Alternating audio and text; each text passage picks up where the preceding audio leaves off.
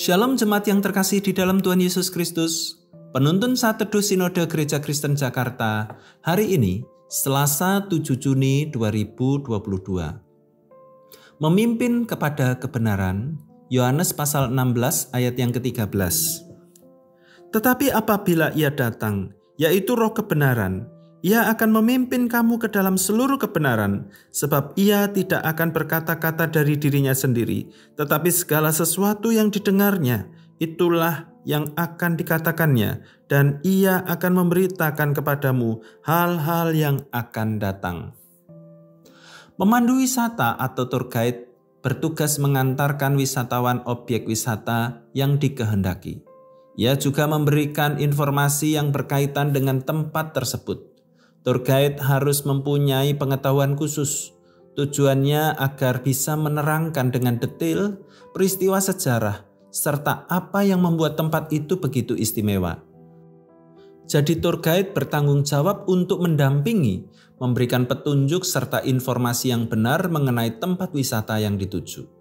Yohanes 16 ayat yang ke-13 mencatat tentang perkataan Tuhan Yesus kepada para muridnya sebelum Ia ditangkap dan disalibkan. Yesus mengingatkan mereka bahwa jika Yesus pergi, maka roh penghibur itu akan datang. Roh itu akan memimpin mereka kepada seluruh kebenaran.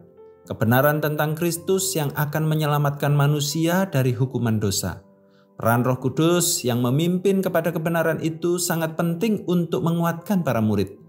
Yesus tahu betul, jika Ia sudah kembali ke surga, maka murid-murid akan merasa sedih dan kehilangan. Yang murid-murid butuhkan adalah seorang penolong yang memampukan mereka menjalankan misi Allah untuk menyelamatkan jiwa-jiwa bagi Tuhan. Roh Kudus bekerja untuk memimpin kita kepada kebenaran. Salah satu berkatnya adalah kita dimampukan untuk menghidupi kebenaran firman Tuhan. Kehadiran Roh Kudus membuat kita mengerti akan kebenaran sejati dalam Kristus.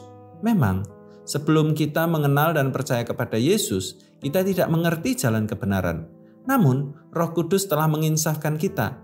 Ia memampukan kita untuk percaya kepada Yesus sebagai Tuhan dan Juru Selamat.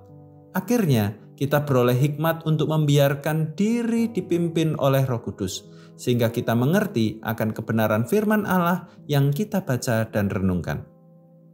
Jika hidup kita dipimpin oleh Roh Kudus, maka kita bisa mengarahkan orang lain untuk mengalami pimpinan Roh Kudus. Selamat beraktivitas, Tuhan Yesus memberkati.